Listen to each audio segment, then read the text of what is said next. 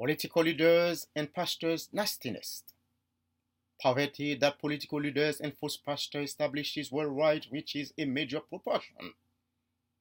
And what is worse, several pastors infiltrate into the head of their followers that poverty could help them to inherit the kingdom of heaven, encouraging the sheep to live in misery in order to inherit God's kingdom, and shepherds looking to get rich, looking to get rich, used to want to use any mean to get rich. It's really the largest scale of hypocrisy. It is pure psychological brutality. Many pastors and the majority of political leaders, especially in the third world countries, retain their followers, their people in poverty to dominate them. This is an injustice. In Haiti, Central America, Asia, the countries of Latin America, the African continent, these people are most disadvantaged in the world because of the very high rate of illiteracies, which is a culture of poverty. The strategy of spiritual and economic poverty that pastors and political leaders are using to keep people in poverty is a crime against humanity. This strategy encourages the poor to laziness, and work is the key to success. The Lord condemns laziness. It is a curse. Person cannot enter into the kingdom of God because of its curse. According to certain pastors, poverty is the debt of the sin of our grandparents that we are paying.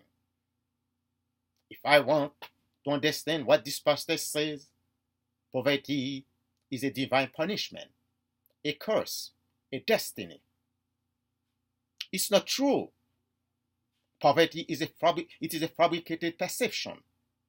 Poverty is a choice. Poverty is a state of mind. Poverty is a serious social problem. Poverty is a danger and a threat. Therefore, I encourage everyone to fight to be wealthy. Encouraging someone to live in poverty is a criminal act. It is unjust. There will be a day when the Lord will take against this land to lead men towards a horizon of justice and equity. Proverbs 2, verse 21 and 22 says, "For the upright shall dwell in the land, the blameless will remain in it, but the wicked shall be cut off from the land, and the unfaithful will be torn from it." Poverty is a system of oppression. Poverty is unjust. Poverty is a complex problem. Poverty in the third world countries, that to say in poor countries, where people cannot eat, people cannot go to the hospital if they are sick, people sleep in the streets, people cannot send their children to school, or even they're sick or even they're dead. The dead cannot have a normal or proper burial.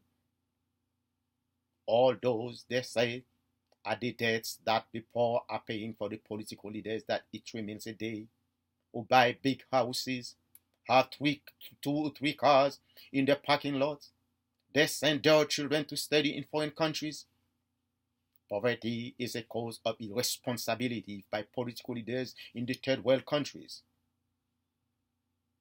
They don't govern, but they administer. They sell the sovereignty, political independence of their countries to the richest nations. They accept, they plot with the rich country to destroy the agriculture, industries, animal husbandry of the country just to enrich themselves. In the past, Haiti was an agricultural country. Haitians are cultivated coffee, cacao, maize, rice, sisal, etc. But today, the food dependency of the country is very critical. Now, Haiti is almost import everything. It is a shame for the Haitian political leaders. They lack decency. Anatole France said, "A person who betrays shame is capable of any crime." Poverty is has a political dimension. It nourishes the ruling class. It is a voluntary slavery. This is a modern system of servitude. It is a disposition system, a system that blinds lead those who have two eyes, that idiots warn intellectuals. All this constitute a great danger.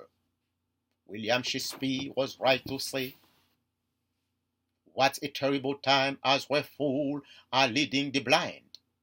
The mystification by political leaders, the false prophet pushes the poor to live in denial and resignation, which are the source of their misfortune. Haiti, Santo Domingo, African countries, the countries of Latin America, political leaders, false pastors encourage the poor to accept their misery. They do not motivate the poor to go to work to break the poverty cycle. They let them know that poverty is a fact.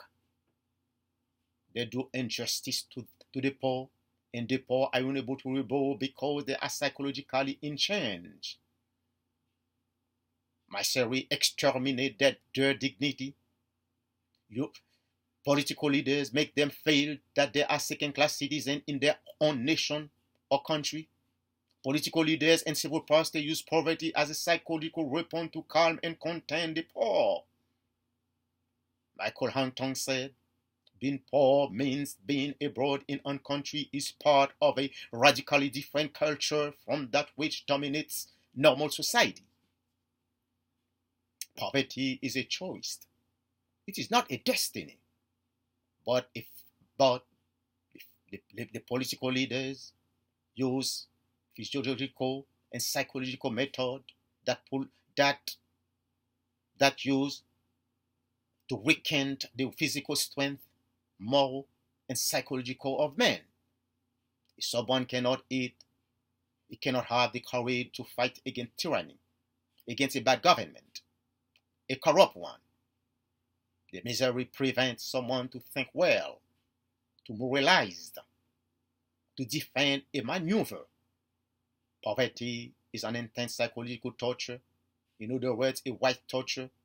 Poverty is a technical problem that political leaders in rich countries, indicating $7.30 per hour, a false appearance of well-being, and the political leaders in poor countries, where people cannot eat, sick people cannot find treatment, the dead cannot have a normal or a proper burial, impose on the poor people to dominate them.